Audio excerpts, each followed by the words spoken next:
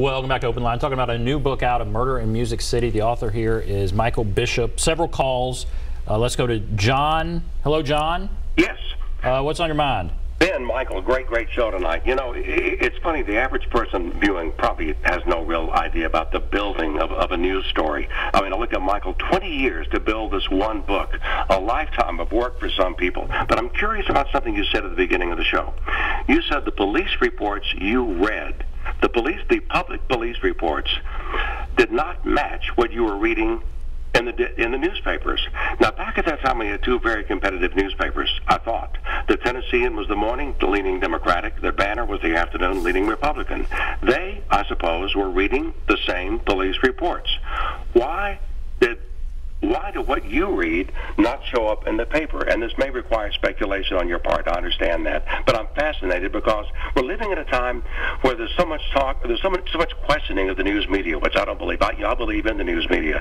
Fake news is just a generic term that's kind of, you know, not defined.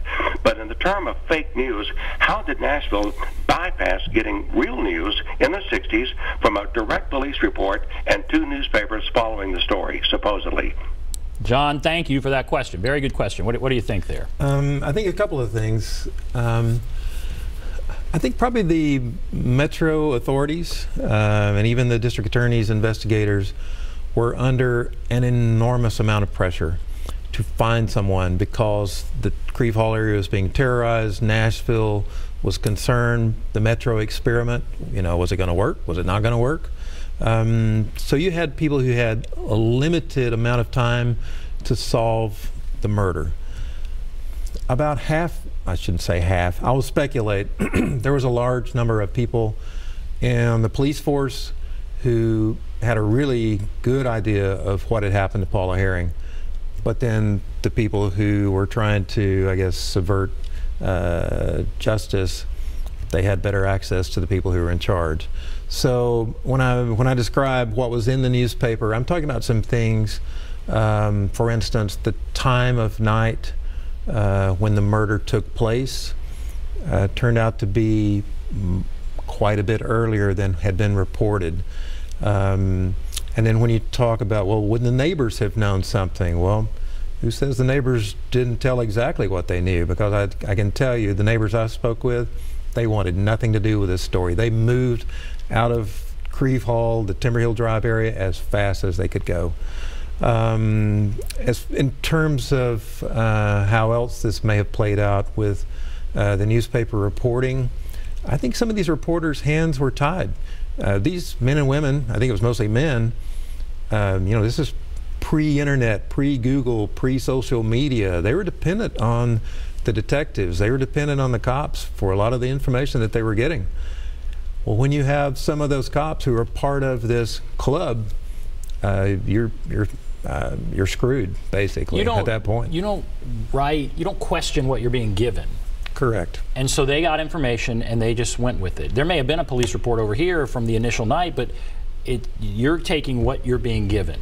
And your access is dependent on making those people happy with what you've reported. They could withdraw that access. Absolutely. And so I think that was an issue back then. And I don't know if that speaks to John's question, but that was my understanding. Let's go to Reverend Fuzz. Hello, Reverend Fuzz. Hey, Ben. Hello. Thank you for this show. I've had several cases come, you know, people coming asking for advocacy, people who've been convicted of murder. They're on death row. One, the most recent being Abu Ali.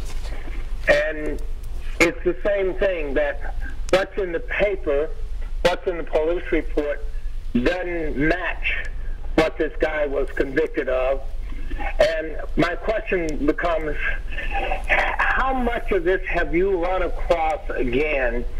One of the things I learned from this was that only people who have no capital get capital punishment. I want to hear some thoughts that you may have. Why is it I'm hearing so many people, and when I look in their cases, it doesn't match it doesn't come out, and then, you know, I won't call the names of some really important folk who were involved who later on came to say, I was wrong with the information I gave the police, what was printed in the paper. Or I even heard this guy's attorney, who's deceased now, is a great guy, who writes that I provided my client poor representation, but yet he still sits on death row. His case comes up here very soon to ask that his death sentence be reduced to life in prison. That's Abu Ali. But okay. How many of these kind of things have you come across in your research for this book? All right. What about that? It's a great question. Unfortunately, I've come across several of those situations. One thing I can say that I would hope maybe someday in the state of Tennessee that we might emulate what goes on in North Carolina. So I know people have heard about the Innocence Project. A couple of lawyers started years ago, literally working on death row cases primarily.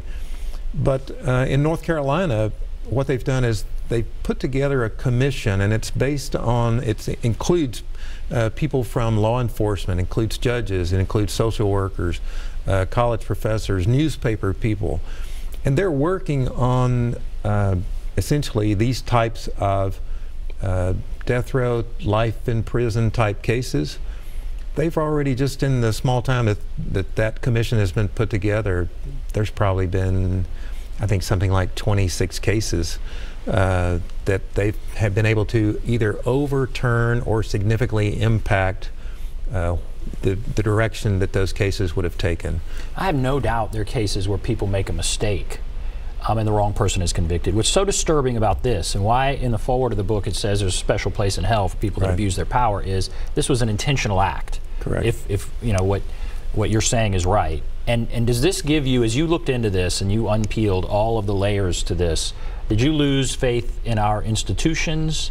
Or do you have, what did it do to your faith in our institutions? It causes me to question what I see initially, but I still have, maybe misguided, but I still have strong faith that what happens, the investigations that happen, what gets reported, I hope that it happens as it should. I think in this particular story with the Paula Herring murder, I think it just happened to fall at a time and place in Nashville history where we were transitioning from the most corrupt city in America, trying to become something better. And you also had some individuals whose personal lives were so compromised they were able to be manipulated. I hope that's not the case anymore. Right. But clearly it's not that way. We have to take a break. Be back right after this.